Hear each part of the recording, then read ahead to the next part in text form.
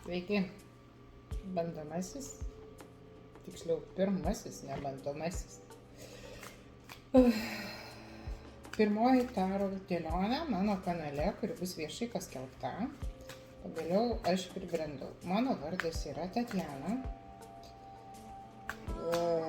Su taro kortomis dirbu jau pakankamai senai, bet tai vis draugam, pažįstamim, minimaliam klientų ratui. Dabar pagalvojau, kodėlgi aš turiu, kodėl aš nesidalinu ir kodėlgi aš turiu būti tokia uždara. Ir priėmiau sprendimą, kad pamėginsiu pasidalinti su jumis savo bendromis dėlionėmis, kurios galbūt jums kažkam tai bus naudingos. Taigi, šiandien dirbsiu su Botticelli kolade.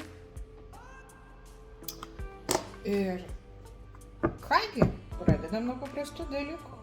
Kas labiausiai aktualu, ko gero moterims, nes vis dėlto viešasis taro dėlionės, bendrasiai žiūri pagrindę moteris. Atleiskit vyrai, jeigu jūs čia pateksit, kad aš jūs taip eliminuoju, bet jūs iš tikrųjų yra mažuma, tai rodo visos statistikos.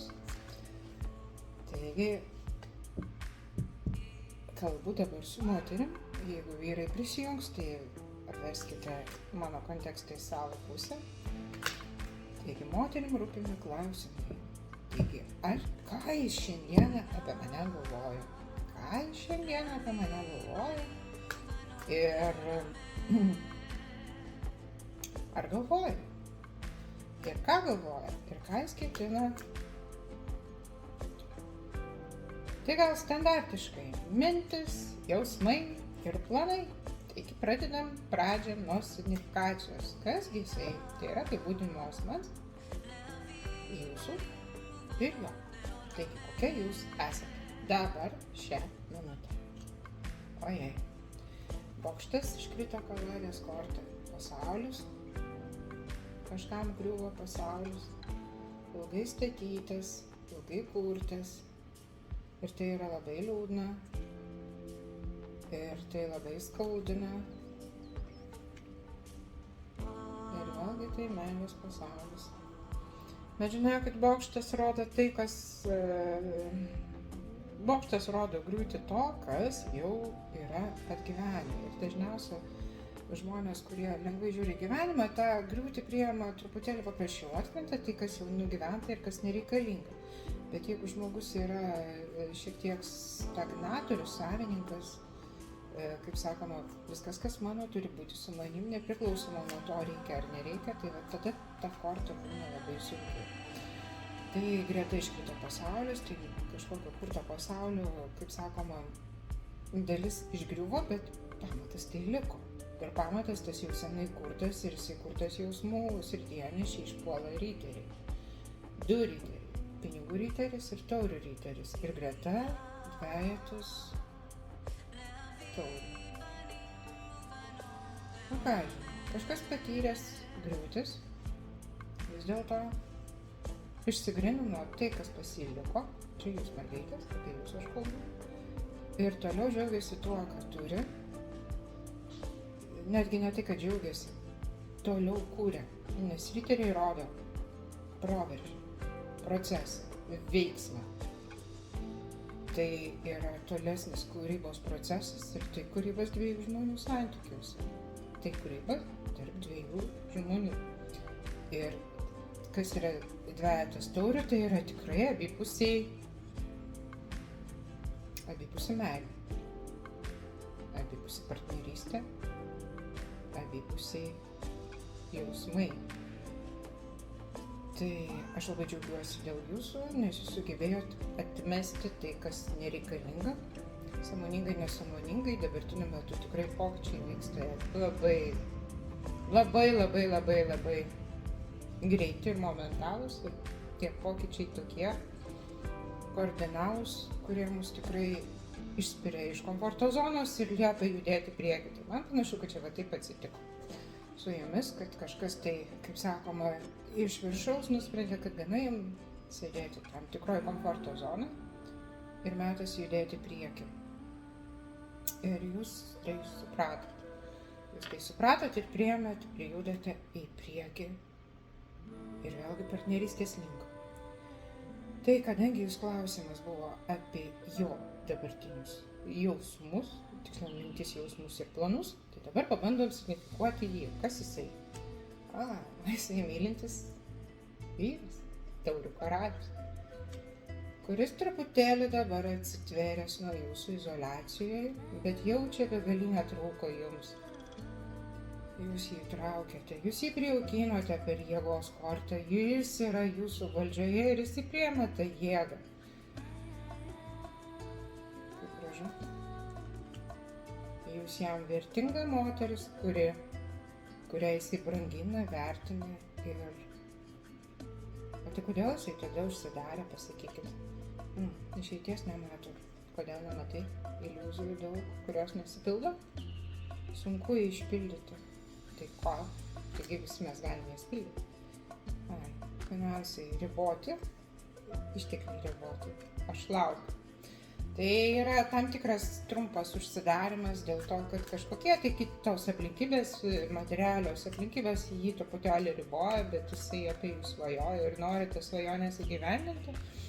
Jis turi daug minčių, iliuzijų, galbūt šiek tiek, bet jos yra visai gražios ir jos yra siekiamybė įgyvendinti. Tai va dabar jis šiek tiek nuo jūsų atsitvėręs, ne dėl to.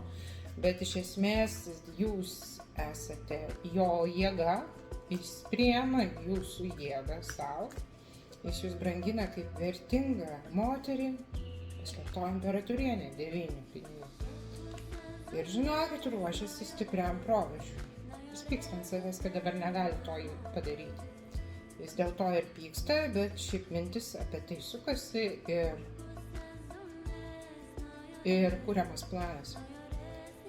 Ir netgi tas 4 kardų, kuris toks ribojanti korta tokia, tai vėlgi meditacija, miegas, tokia truputėlį stagnacija, kuomet ilsiuosi prieš proveržį, prieš sekantį žingsnį. Tai yra, reikia sukaupti jėgas, išmąstyti seką ir tam reikia ramaus laiko. Tai jis tame ramiame laike, kaip sakoma, planuoja tolimesnį proveržį link jūsų. Tai labai kaip ir gražios signifikacijos ir tas karalius taurių mylintis vyras, jūs mylintis žmogus. Aišku, yra šiek tiek abstraktumo, nėra konkretumo su šitais personažais. Taurių karalius iš tikrųjų valdo emocijų sritį, jis jau valdo ją pilnutinai, gali jai nepasiduoti, ją kontroliuoti ir kartu įžiebti kitose daug žodžių srauto, gražūs žodžiai, gražios, bet kaip ir konkretumo jokio nėra. Tai va, su to konkretumu nėra todėl, kad jis dabar yra apsiribojęs truputėlį dėl to resurso, kurį jis kaupia, dėl to plano, kuris jisai numato ateityje įgyvendinti.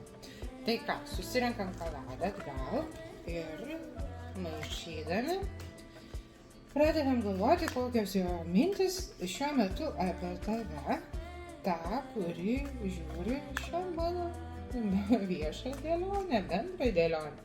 Aišku, tai nebus labai konkretu, kadangi vis dėlto tikiuosi, kad jūsų bus daugiau negu vienas. O jeigu daugiau negu vienas, tai jau ir istorijos skirtingos. Bet bendrą kryptį mes pasistengsim numatyti. Taigi, ką jis galvoja apie tave dabartinį šiuo metu. 5 kortos. Ką jis galvoja? O, jūs jos siekiamybė žvaigždė. Tai visgi griūtis su jumis susijęs, nes čia vėl iškrito bokštas, kuri kažkaip tai sugebėjo truputėlį pajudinti iš stabilios būsenos ir padaryti jums griūti jo gyvenime. Tai griūtis pas jūs, griūtis pas jį. Ir greta išpuola karalius pinigų. Karalius pinigų yra imantis ant savęs atsakomybę ir jis nori imti už jūs atsakomybę. Jis nori šito dalyko ir jis ko gero su tą viltimi šiek tiek pagriovė ir savo esamą gyvenimą. Negaliu dabar tiksliai nesakyti, bet tai gali būti variantai. Tiesiog išeina iš draugystės, išeina iš santuokos, išeina iš tam tikros šeimyninės aplinkos. Kartais netgi kaip sakoma, kažkas už jį nusprendžia, kad jam reikia tai padaryti, o jis jau, kaip sakoma, velkasi paskui įvykius iš paskos.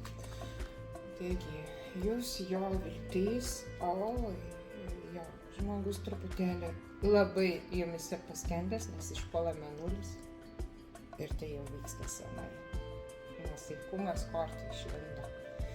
Išlindo nuostabi korta, kuri tokia graži kaip angelas plūstantis vandenį. Labai graži.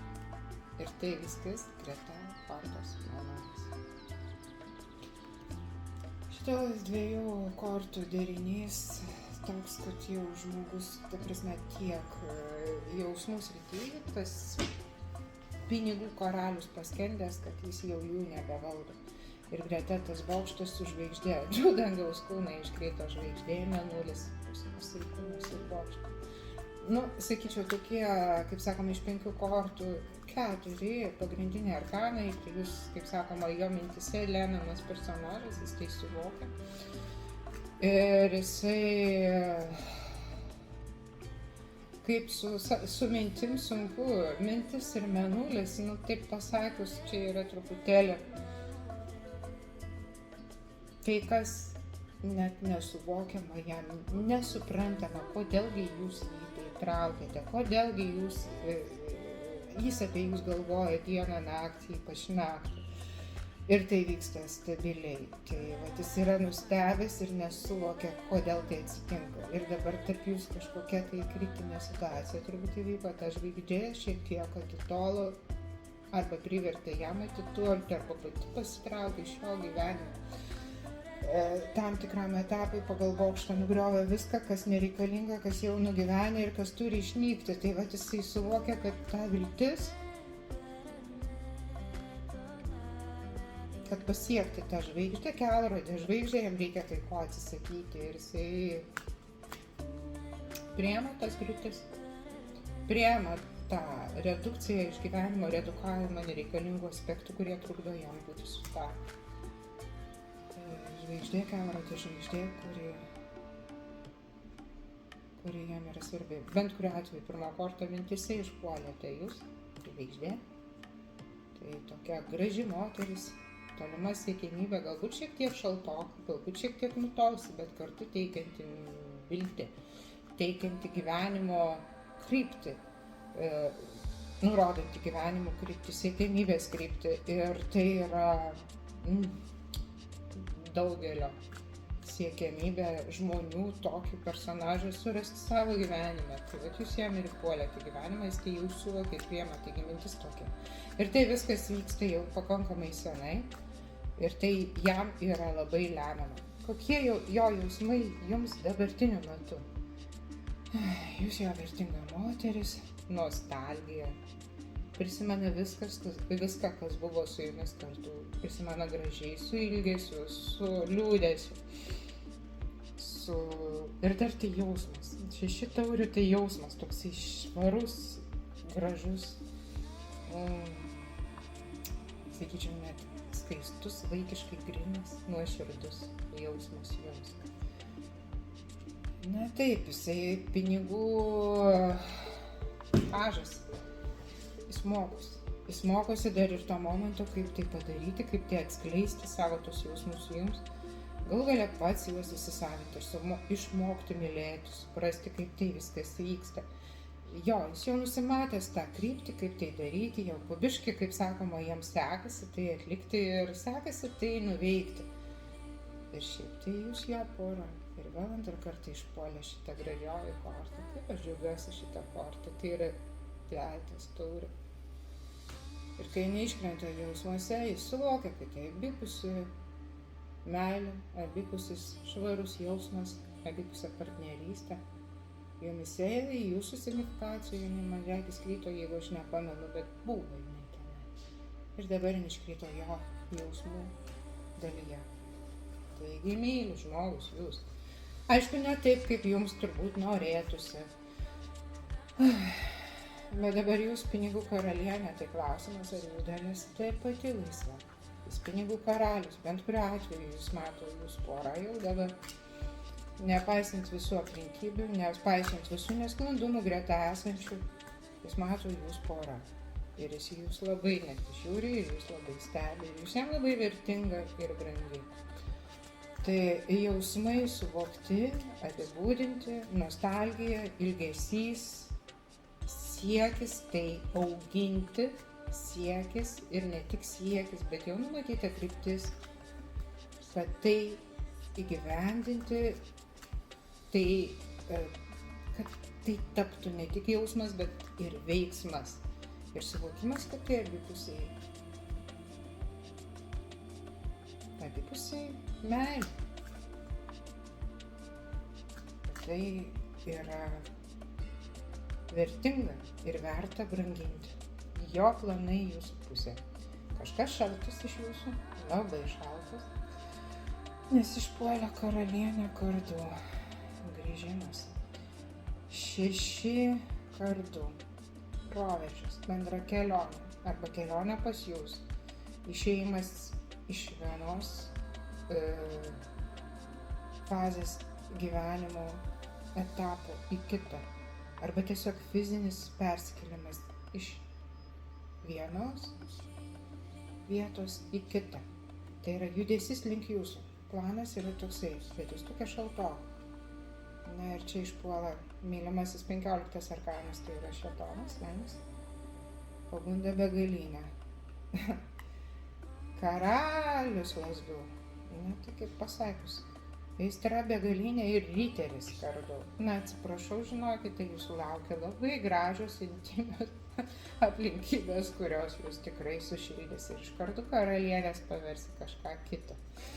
Labiau, sakyčiau, įelektrintą, labiau įjaudrintą personažą. Nes šitas personažas, kuriam mes dabar klausim, kokie jo planai jūsų pusėn artimiausiu metu, tai yra visiškai būtent apie tai, turėti su jumis, kaip sakoma, artimą santykį, artimą pasibuvimą drauge. Tokia frazė, kurios galbūt neužblokuos draugystė kūnas, nes tai valdo jį.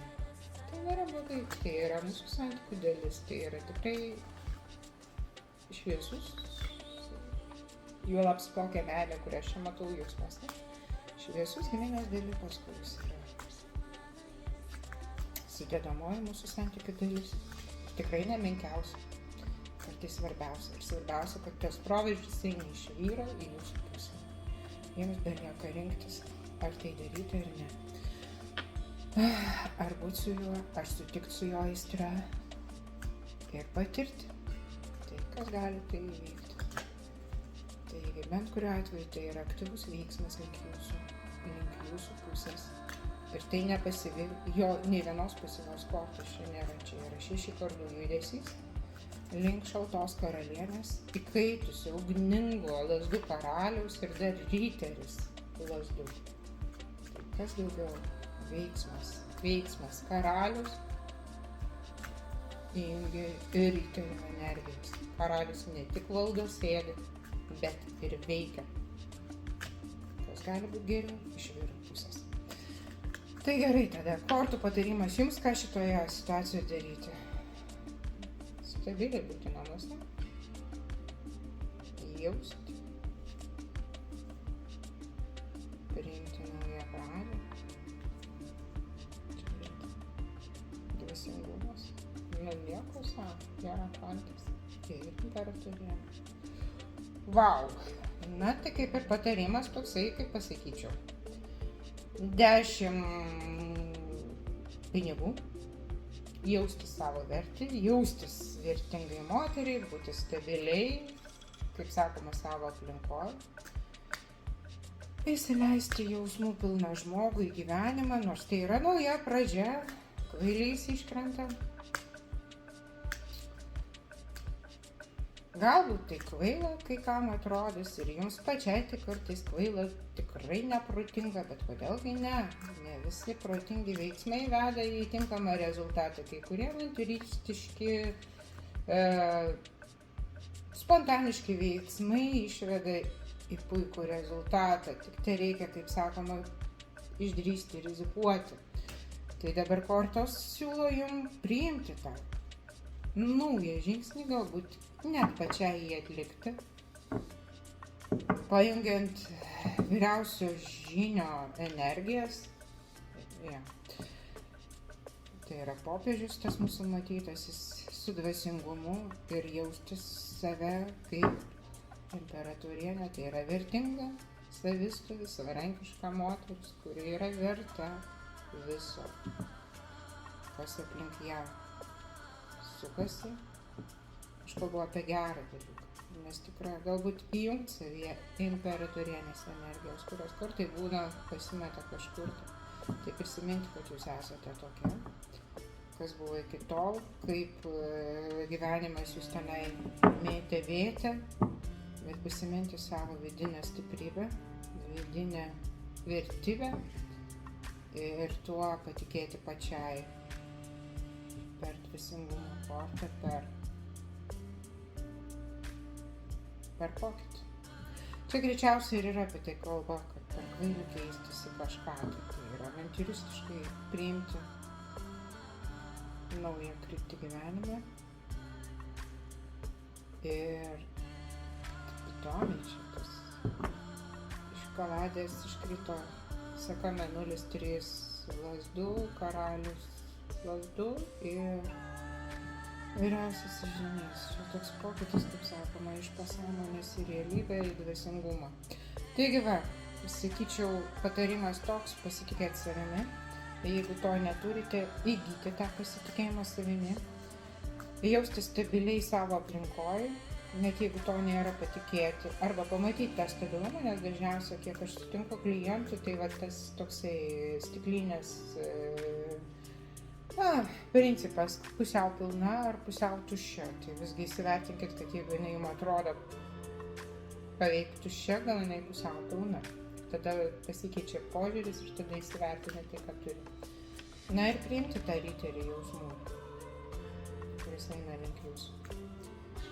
Ir pačiai įjungti tuos jausmus. Leisti juos savo. Išjausti. Ne tai, kad išjausti. Leisti jausti. Nebaigtinis procesas, o tęstinis procesas. Leisti savo juos jausti. Ir tada viskas bus puiku. Dabar ištraukiu tikėtiną rezultatą. O rezultatas mane labai džiugina, nes išeina 9 lazdų, imperatorius ir 10 taurių. Tai žmogus nugali tą vadinamą tvorą iš lazdų, vidinės stagnacijos, vidinio mąstymo procesą, ką rodė apie žmogų signifikacijoje. Ten buvo 4 kardų, čia 9 lazdų, 4 kartų miegas, meditacija, 9 lazdų. Tai toks vidinis darbas, kuomet žmogus užsidaro savyje, vėlgi labai panašu į tai. Bet tas imperatorius, kaip sakoma, išeina iš tos zonos, kuomet jisai ten gilinosi į save, mąstė apie save, apie savo kelią, apie jūsų santykius su jumis, jis išeina į 10 taurių, tai yra pilnatvė, abipusė meilė, tai yra galų gale giminingų sielų meilė, tai yra ta jausmų pilnatvė ir tai yra ko daugiau norėti. Taigi rezultatas artimiausias yra tobulas. Tas artimiausias rezultatas tai kartais prasigroja nuo savaitės iki mėnesio. Taigi sėkmės, brangiosios mano, jums ir džiaugiuosi, kad pavyko jums paskleisti savo žinią, savo bendrąją dėlionę. Tikiuosi, jums suteiks džiaugsmo ir ne tik, tai yra bus jums naudinga. Taigi, iki sekančio susitikimo.